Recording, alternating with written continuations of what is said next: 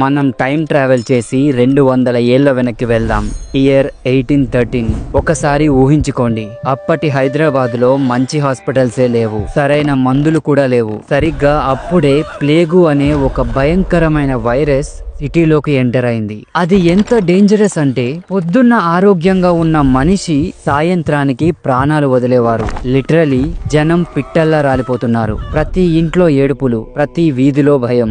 City మొత్తం ఒక దెయ్యాల దిబ్బలా మారిపోయింది. గవర్నమెంట్ చేతులెత్తేసింది. వేల మంది చనిపోతున్నారు. సిటీ ఎకానమీ మొత్తం కుప్పకూలిపోయింది. ఇక దేవుడే దిక్కు అని అందరూ ఫిక్స్ అయిపోయారు. కానీ వాళ్ళకి తెలియదు, వాళ్ళ ప్రార్థనలకు సమాధానం కొన్ని వందల కిలోమీటర్ల దూరం నుంచి రాబోతుందని. అదే టైంలో హైదరాబాద్ కు చెందిన కొందరు సోల్జర్స్ మధ్యప్రదేశ్ లోని ఉజ్జయినిలో డ్యూటీలో ఉన్నారు. కానీ వాళ్ళ మైండ్ మొత్తం హైదరాబాద్ గురించి ఆలోచిస్తోంది. ప్రతిరోజు వాళ్ళ కుటుంబ సభ్యులు, స్నేహితులు చనిపోతున్నారనే న్యూస్ వాళ్ళకి చేరేది. వాళ్ళు ఎంత టార్చర్ అనుభవించారో ఇమాజిన్ కూడా చేసుకోలేం. కానీ వాళ్ళ చేతుల్లో ఏమీ లేదు. కనిపించే శత్రువు అయితే పోరాడగలరు, కానీ అది కనబడని శత్రువు. అప్పుడే వాళ్ళు ఒక డేరింగ్ డెసిషన్ తీసుకున్నారు. వాళ్ళు నేరుగా ఉజ్జయిని మహాకాళి టెంపుల్ కి వెళ్లారు. అక్కడ అమ్మవారి పాదాల మీద పడి, తల్లి, మా హైదరాబాద్ ను కాపాడు, ఈ భయంకరమైన రోగాన్ని ఆపు, నువ్వు మా సిటీని కాపాడితే మేము తిరిగి వచ్చి నీకు గుడి కట్టి లైఫ్ లాంగ్ బోనం సమర్పిస్తాం అని మొక్కుకున్నారు. ఇది జస్ట్ ఒక మొక్కు కాదు, అది వాళ్ళ చివరి ఆశ. ఇక్కడే అసలు మ్యాజిక్ జరిగింది.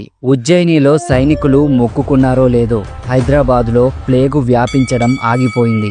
మరణాల సంఖ్య కంట్రోల్లోకి వచ్చేసింది.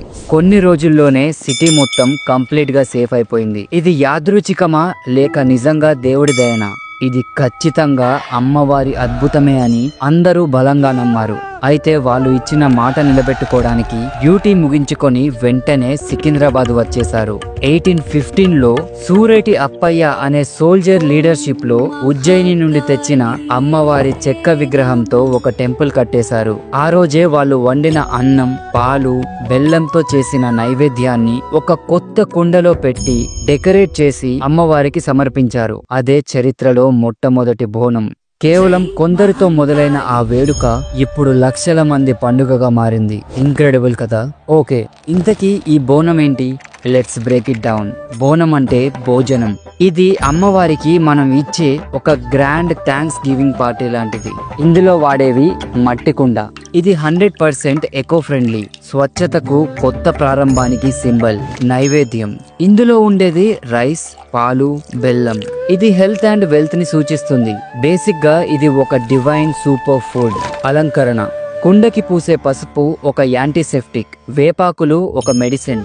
ఇది కేవలం డిజైన్ కాదు, దీని వెనుక సైన్స్ ఉంది. కుండపై ఉండే ఈ చిన్న దీపం చీకటిని తరిమి కొట్టే జ్ఞానానికి సింబల్. ఆ దీపం ఆరిపోకుండా చూసుకోవడమే ఒక ఛాలెంజ్.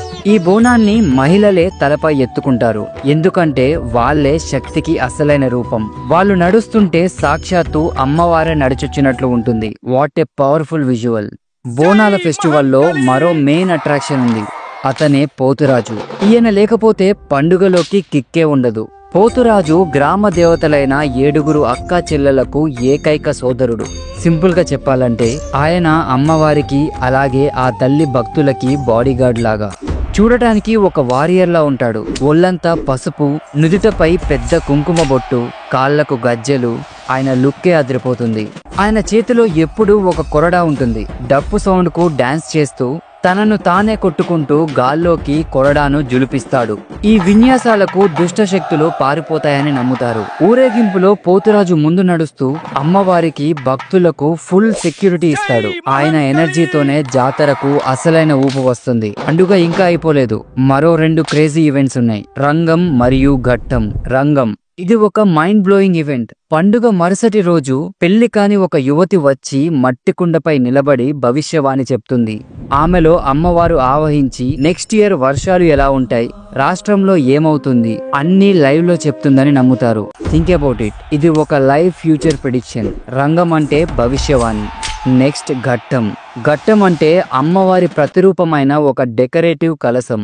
పండుగ చివరి రోజు ఈ ఘట్టాన్ని ఏనుగుపై పెట్టి సిటీ మొత్తం గ్రాండ్ గా ఊరేగిస్తారు. ఇది పండుగకు గ్రాండ్ ఫినాలే లాంటిది. వేలాది మంది ఈ ఊరేగింపులో పాల్గొంటారు. ఫైనల్ గా ఘట్టాన్ని నీళ్ళలో నిమజ్జనం చేయడంతో పండుగ అఫీషియల్ గా ముగుస్తుంది. సో చూసారు కదా, బోనాలు ఒక ఫెస్టివల్ కాదు, ఇది ఒక ఎపిక్ ఈవెంట్. ఈ పండుగలో కులం మతం అనే తేడానే లేదు. అందరూ ఒకటే, అందరూ కలిసి సెలబ్రేట్ చేసుకుంటారు. మన పూర్వీకులు ఎంత స్మార్టో చూడండి. పసుపు, వేప, మట్టి అన్ని నేచర్ తో కనెక్ట్ అయ్యేవే. ఈ పండుగ తెలంగాణ సంస్కృతికి అలాగే ఆత్మగౌరవానికి సింబల్. అందుకే కదా మన ప్రభుత్వం దీన్నే రాష్ట్రీయ పండుగగా ప్రకటించింది. And that's a huge deal. ఆగండి, బోనాల గురించి ప్రచారంలో ఉన్న ఇంకొక స్టోరీ కూడా చెప్పాలి. ఆషాఢ మాసంలో ఆ జగదాంబిక తన అత్తారింటిని వదిలి పుట్టింటికి వస్తుందట. అంటే ఆ కైలాసాన్ని వదిలి మన దగ్గరికి వస్తుందంట. అండ్ ఇక్కడ ప్రజలు అంటే మనం ఏమని ఫీల్ అవుతామంటే అమ్మవారిని మన కుటుంబంలో ఒకరిగా ఫీల్ అవుతాం. సో ఊహించుకోండి, ఒక కూతురు తన అత్తారింటి నుంచి పుట్టింటికి వస్తుందంటే ఆ సందడే వేరు కదా.